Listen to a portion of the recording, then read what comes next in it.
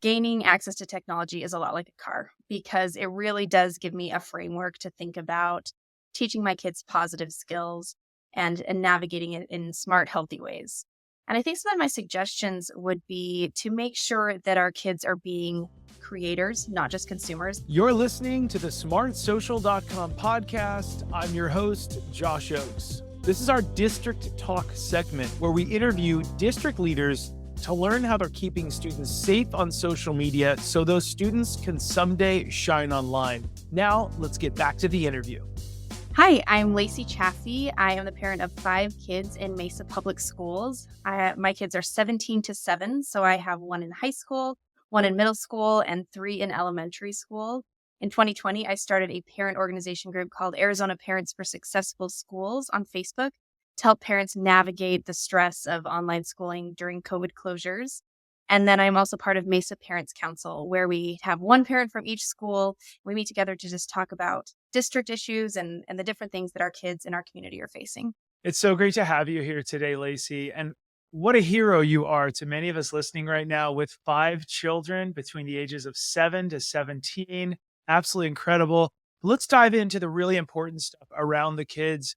We want to ask you, and we brought you onto the podcast to ask you about a dozen questions or so. The first one I want to dive into today is based on your parent groups in your community, and they're probably similar nationwide to any struggles we have. What are some of the biggest social media questions parents in your community have? I think the biggest questions that parents in our community have are, what social media apps should my kids be on? What are they going to encounter when they're on there? And how do I monitor it? Here in Mesa, especially, we had more than 100 days over 100 degrees last year. It's a hot place. The likelihood that our kids are going to spend some time on devices is high. And so as parents, we have to figure out, how do we navigate that? How do we monitor it? And how do we do it in a way that's building those skills in the kids and making it a positive experience for everyone? Yeah. And for some of our parents and educators that are listening on different parts of the world or different parts of the country, they have snow days, which are very similar, right? We can't go outside because there's 3 feet of snow. You can't really play much, 10 minutes, and you're getting cold. And in Arizona, it's over 100 degrees. So there's a little bit of playtime, but the kids are inside in the AC on their screens, maybe, right? And for those of us listening right now, there is no shame wherever you're at in your parent journey. We love you at Smart Social. We want to come up beside you and offer that help. Now, the second question I have for you, Lacy, here is, what are some social media expectations that you think parents should set with their kids around not only social media, but screen time? It's really helpful as a parent to set expectations before you give a child a device or as you are doing it, and to make those clear rather than trying to negotiate that every single night, every day. At our house, we have a set time that devices turn off. So they're not available at that time. And we also don't do screen time before school because that just makes it a lot more difficult to get everyone out the door, find their shoes, grab their backpacks. So I think having those conversations with your kids and saying, we're not going to have cell phones in our bedrooms, or we're going to have a time that they shut off. My kids call them, it's when their phone turns into a potato phone. It doesn't do anything, but has the alarm for when they wake up the next day. And then just saying, these are the days and times that we're not going to use it. And this is maybe how much we're going to set every day. Yeah, a potato phone. What a great phrase. That's a rich dialogue and probably something that's funny to you and they're frustrated. It's potato phone time now. But good for you. We hear from a lot of parents that they need to be reminded that a parent's job sometimes is to have tough love. That means those of you listening right now, we're hearing from a lot of parents. If your kids are frustrated with you once a week because you've taken something away from them that's screen time of some sort, you're pretty awesome. And we're rooting for you there as well. Now, the next question I have for you, Lacy, is, can you provide some examples of how your kids in your family or kids in the community have used their social media in a positive or productive way? Absolutely. One of the reasons my son started having an Instagram account was he's an athlete and he wanted to build a portfolio of his work and also connect to coaches, future teams, those universities that were looking for his type of sport. And so we kind of started navigating those waters and gave him an account, but we had to talk about what are some parameters? And yes, this is a portfolio, which means people are going to see it. And the things that you're posting and sharing are open to the world. And you need to be thoughtful, just like you think about what you would put on a resume. So it's been cool to see him be able to connect to other athletes, coaches, and use that in a positive way. I've also seen a lot of students be really supportive of their friends on Instagram. I love when I see someone post a picture from their dance and I see all their friends comment, "You look amazing. This was so fun. We had such a great time." I think that kind of building of community can be really positive on social media. And I kind of want to tie it in to some other things we hear. A lot of parents will also say, but we have some bad behavior here. I don't know what to do. And Lacey, a lot of parents, and we love them, we come up beside them. They'll say, I've got a lot of bad behavior in this sector. And I do want to remind the parents listening or watching this, when we remind kids how to drive a car safely, and we do see these devices and apps as a vehicle that kids will someday, or they're going to need to be on the road. They're going to be outside of your house. They're going to need to get to work or be social online. We like to remind them that if you show them best practices of how these tools are used, as Lacey is doing with her son, who is an athlete, her son is building a portfolio of positive past performance is a predictor of future behavior. We tell every teen in our program and our platform, and when I've been on stage in the past.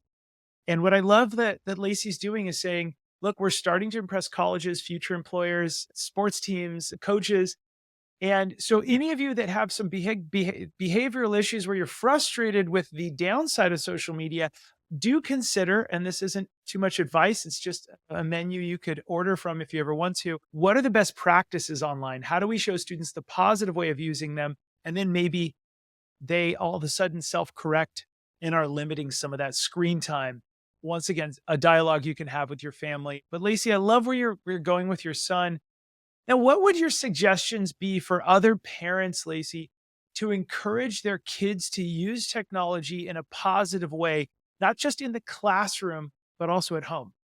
Absolutely. I love your analogy that gaining access to technology is a lot like a car because it really does give me a framework to think about teaching my kids positive skills and navigating it in smart, healthy ways. And I think some of my suggestions would be to make sure that our kids are being creators, not just consumers. That's something we talk about a lot in our house. If you're using social media as a tool to find good recipes that we're going to try out as a family, that's really fun. My 12-year-old does that a lot of times. She'll send me a YouTube short of a video, and then we'll make that recipe later on that week. And I think that that applies in the classroom as well. We can use it as a tool, as a resource to be able to learn about things that we wouldn't be able to otherwise. There's a lot of access to information. And when we look at technology as a tool, I think that that provides us a perspective that makes it a little bit easier to navigate. Yeah, I absolutely love that. Let's dive in deeper. Love this consumer versus creator thing. The creator being the one that says, I'm going to use, and for those listeners right now, in the background on Lacey's screen, there's a guitar, which is a gift from a family member, which is so neat. But rather than just us watching, and I'm going to throw out a terrible show. I'm sorry to anybody who watches this, Desperate Housewives of Beverly Hills. I'm live in Los Angeles right now. My friends live in Beverly Hills, and we're always joking about how is that bettering you? But at the same rate, if your student is scrolling through Instagram, looking at other people, is that scrolling? Is that feed fulfilling them? We like to say at Smart Social, the feed will not fulfill you. It will leave you weaker. Maybe an hour of the Real Housewives of Beverly Hills. No offense to anyone watching this in Beverly Hills, but a lot of my friends live there and they're listening right now and they're laughing with me. Is what we're putting in front of our kids and especially in ourselves, is it making us stronger and smarter? And so I want to jump on that, Lacy, and say, are your students learning versus consuming? So if they want to play video games, can we throw them on roadblocks in a safe and protected way with parents there with them so they're not chatting with other people? And can they design a Roblox game that helps somebody? Can they build, program rather than just play? I think these are interesting approaches, and I love what you said. It makes me think, Josh, we had a conversation. You were talking about the guitar. We had a talent show night as a family. And my 10-year-old was like, I don't know what my talent is. I don't know what I'd show. And we talked about it. And he said, actually, I'd like to show you what it's like to build Minecraft. And my husband and I were like, actually, we would love that because we don't know how to build in Minecraft. Like we watched you and he walked us through it. And it was really an opportunity for him to shine in a way that made him feel really confident and us to be able to kind of share that experience. And I thought this is a good example of him creating not just consuming. And you know what that probably did too? They felt more comfortable bringing things on Minecraft or Roblox to you that they see that might be troubling. Because they'll probably say to themselves, I could go to my 13-year-old best friend or whatever, 11-year-old best friend, or I can go to my mom, who I know didn't fully understand Roblox or Minecraft, but was open to learning. And therefore, I know my mom has a lot more wisdom than my 11-year-old best friend who's brand new to the world, which I absolutely love that. You opened up a dialogue with your kids. And what a great idea of a talent show. How awesome is that? Yeah, it's fun. And I think having that curiosity and that dialogue with your kids really lowers the walls of like them feeling nervous to talk about it, like you said. And I think that as we do that as parents, as we meet our kids there and we come alongside them with technology, we have such better results, so much better rapport and conversations about technology and social media. Smart Social has about 50 to 60, maybe 70 live events a year. Tonight, I'm teaching a class. And those of you watching this after the fact, we have these all the time. It's how to become a homework hero. And we teach AI to parents so that if a kid brings home a calculus question and it's after hours and where do you go? Parents are like, I haven't done calculus. This is useless in my jobs. But what's really neat is we put the parent with the kid next to each other looking at AI, which is such a scary word these days. It's actually quite cool. You put the calculus question, you either upload the image of it or you put it in there and you say, I'm having a struggle with this. And it doesn't give you the answer. It helps your family understand how to arrive at the answer. And you can say, please explain it to my son in baseball terms because he's interested in baseball. You can make calculus super interesting, arrive at the right answer eventually. What you said is cool is side by side, they're shoulder to shoulder, and the tutor, they're both learning together. We're in this together rather than one telling the other what to do, which is so refreshing and so different. Here's my next question for you. What are your suggestions for other parents or school districts or communities to increase parent engagement? You've got all these parent groups that you're in charge of, which is so neat. You are engaging the parents. What would you love other communities or other parents or other school districts to know about what they can do to engage parents? As parents, we know that technology is an issue. We know that we want to address it. We also know that teachers are having these same conversations. How do they manage cell phones and technology and websites in the classroom? And I think bringing us together and having those dialogues and helping parents feel supported by teachers and teachers feel supported by parents makes all the difference. Because then no longer do we feel like individual people siloed trying to navigate this. Instead, we feel like a team. We feel like a community surrounding our children, working together to have positive interactions about social media and technology, productive conversations where we are having real tools, real suggestions, real things that we can do that feel helpful, that feel like we are moving forward toward the same goal. What a great answer, too, because that's strengthening the dialogue. We all have a lot to learn. I want to move into the next question, which is really kind of a big question. I think it's all in all of our hearts. And I think this next question will allow a lot of parents to go, that is a valid one, or maybe this one isn't. The question is, what is your biggest social media concern for the future? Our kids are very savvy. Our kids are increasingly more savvy on technology, more so than we are. And I think that I'm pretty savvy. In my day job, I do communications. I spend a lot of time on these apps and navigating them, but even my kids are faster and smarter at it than I am.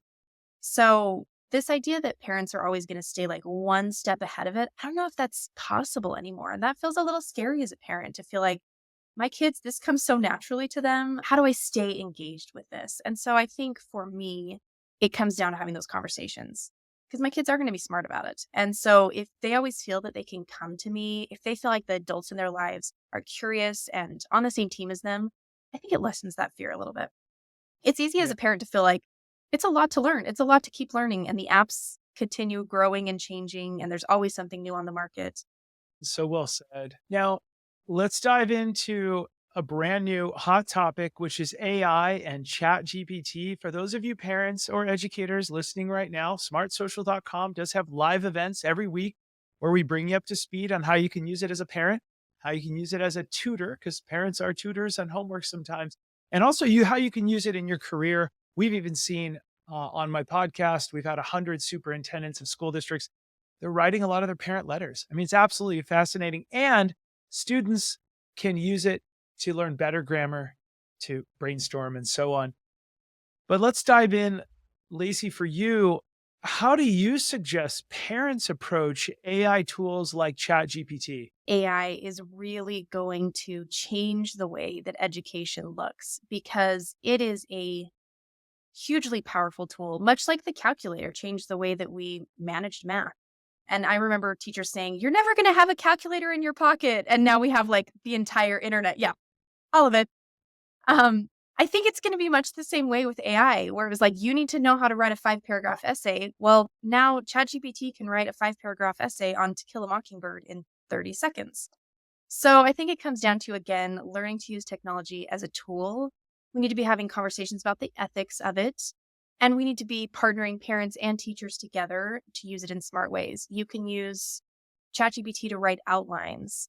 You can use it to write an essay, and then you can go back and look at, how would I edit that? Is that accurate? And we really need to be teaching media literacy skills, critical thinking skills, so that students can navigate misinformation. Yeah, a couple of the key takeaways for parents that we're really putting into our program. I don't want to say the word fake news. It's getting a little political, but we do want students to see what is the objective of the person writing, the author, if you will, because we all have a little bit of a bias, right? And so a couple of the key takeaways we're seeing is, where are the sources? How do we go find those sources? And what are the objectives of the source? Is it a government link on the website? Is it Pew Research Center? Or is it some random blog that looks interesting? And I think those are all good dialogues to have. Another pro tip that we're finding that is really neat, we have about 250,000 teens that we've presented to over the last few years. We ask teens a social emotional learning question, because if teens have to think through and do the calculation in their head, they'll remember it. But if parents are always telling them what to do, they don't actually have to think about it. So, one of the questions for parents that are listening right now is, how would you go research to see if this is a real source? Can you show me? And then having the student figure that out and have to do the calculation, it really sits a lot better. This is what we've heard from teens is, I want to do the work. I want somebody to ask me the questions. And that's what SEL, social emotional learning, you'll all hear that from your school district. And T's are telling us, I feel a lot more empowered when I have to do the work and explain to others how I did it. And I have some freedom to fail, which is kind of fun. And failing on these new tools is interesting. Speaking of failing, let's dive into the next question I have for you, Lacy. What do you think kids find most addictive about social media apps that leads to excessive screen time? We know that social media apps were designed to be addictive. Even as an adult, it's easy to just like get caught in the scroll. There's endless amounts of information. It's kind of gamified to keep you looking at it, keep you hoping that you'll find something interesting on the next swipe. And so we know that they were intentionally built that way. And our children have young brains that are still developing. And so it's really easy for them to get caught into that. On top of that, I think that adolescence is a particularly vulnerable time where kids often feel alone or they feel like no one thinks the same way they do. And I think it puts our students in an especially vulnerable position. It's very critical to me that we have those conversations with kids as they gain access to social media, as they access technology, that they don't get sucked into that black hole of technology. And that might mean taking breaks or setting timers on your phone that just remind you, or putting it away when you're with friends. Because it can be nerve-wracking to like be in a group of friends, but a lot of times we have that conversation of put your phone down for a little bit and engage with the people. And you got to kind of overcome that. That is hard because you've got 5 kids. I've seen my nephews and my niece. If there's an iPad in the room, their eyes are glued to that. It's absolutely crazy, and it's a little difficult. So it's definitely a struggle. For those of you listening or watching this, there is no shame. An iPad is a wonderful way to maybe to teach kids things, right? Because I know I'm going to learn the guitar this year a little bit, 5 minutes a day. And I think that instead of me watching Netflix, no shame in Netflix. I absolutely love The Office right now. I'm really into that show. But I do think there's 5 minutes a day for learning the guitar so that I can better myself and challenge my brain. Now, speaking of which, let's dive back into the positive side of social media. What would you tell other parents about how students can use social media apps in a positive way? I really think that there are a lot of positive benefits to social media. I love what you said that it's not about shame. Our kids sometimes do need time to just decompress and to just be a little disconnected. School is intense, sports are intense.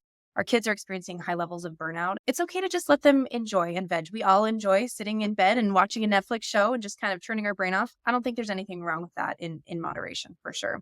And I think our kids can also use it to find people all throughout the world. I have a nephew who loves wombats, and it's really hard to find wombats in Arizona. So he loves being able to follow social media accounts where he can see this animal that he loves and engage with zookeepers.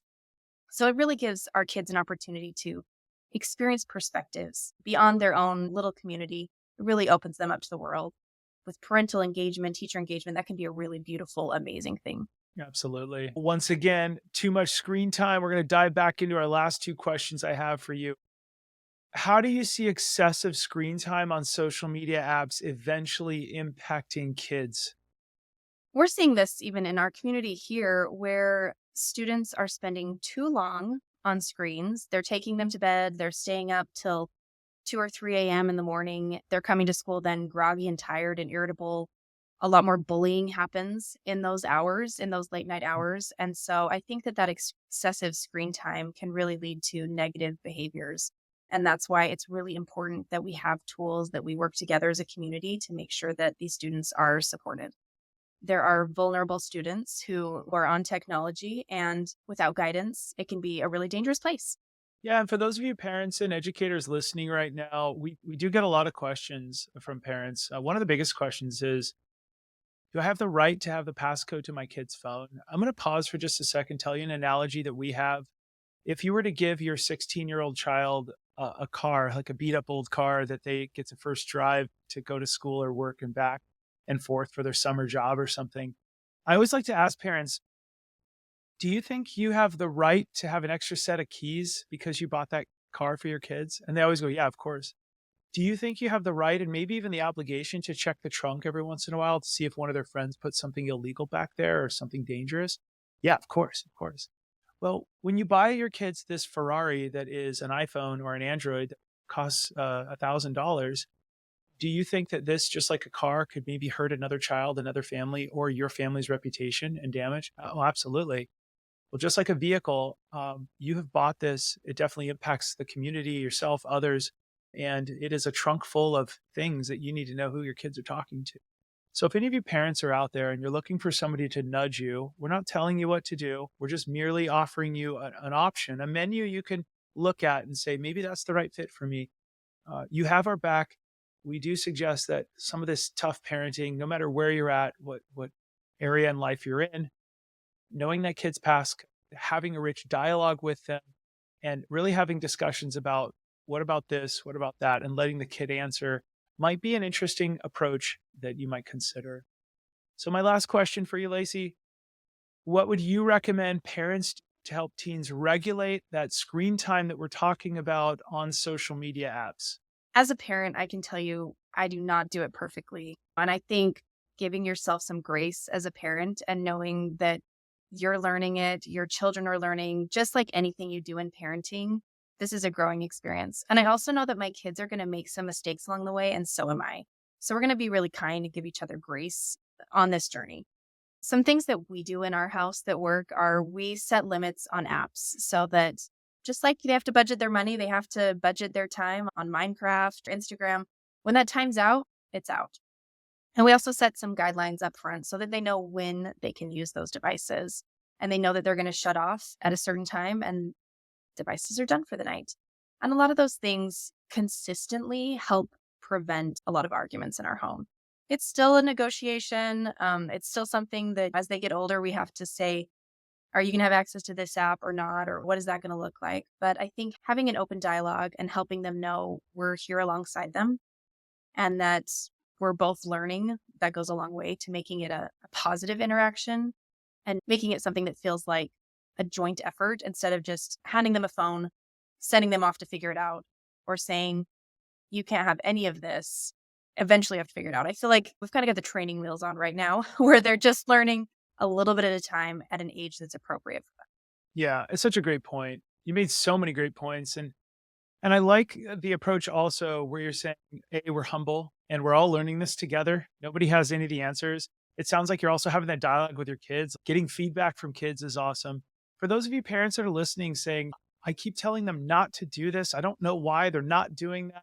Consider also when we're driving and teaching kids how to drive a car, we're showing them here's the right way to drive. Here's both hands on the wheel. We're looking out. We're using the rear view mirrors. Here's how you use all of the parts of the car, the mirrors.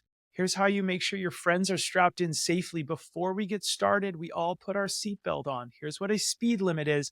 We teach them all of the features of the road, of the vehicle, of the other humans in the car, and how to behave in a way that is very safe and responsible. Then we let them get on the road. And keep in mind that too, a lot of parents are telling us, I made some mistakes, gave the kids a phone a little too early. And we're going to have a rich dialogue about, hey, maybe mom and dad did this a little too early. We apologize, but how are you feeling? And the kids will go, yeah, I think I have it too much sometimes. So feel free to have those dialogues with kids. They are so bright. And when we ask them and we have open-ended questions, you might see a lot of brilliance come out of them around that little Ferrari device you give them for their pocket. We're here to help you and your family. Hey, Lacy, I just want to give you a big thank you. You are absolutely awesome. Not only are you heroic, our listeners are going, 5 children. Wow, what an angel. But in addition, you find the time to do all this great stuff. So thank you very much to you. I really appreciate it. Thanks to your school district, Mesa Public Schools School District, for reaching out and connecting us. For the rest of you, we do have live events all the time at smartsocial.com, where our mission is to keep your kids safe on social media so they can someday shine online and put their best foot forward, make you proud as a parent, be employable, resilient, awesome kids who are out there in the real world, and they make their mistakes when they're in middle school and high school so that you can be there to love them. As the author of the book called Light, Bright, and Polite, I want you to remember to keep it light, bright, and polite because your kids are watching. Thanks so much, everybody, for listening to this episode. We'll see you on a future episode. Have a great rest of the day. Thanks for listening to our smartsocial.com podcast. I'm your host, Josh Ochs. This was our District Talk segment where we interview school district leaders to learn how they're keeping students safe on social media so those students can someday launch into their future by shining online. This episode was brought to you by our smartsocial.com VIP program. It's called the Very Informed Parent Program, which helps you engage your students with teen-led video lessons. Stay one step ahead with our premium parent newsletter and discover hidden features on trending apps on teens' phones and our 54 plus live parent and student-friendly events every single year. You can click on the link below to chat with one of our team members if you want a free pass to our VIP program to support your community with our smartsocial.com resources. And if you're a district leader who has a success story, we would love to feature you on a future episode. You can click the link below to reach out. Thanks so much for listening, and we look forward to seeing you on the next episode. Have a great day.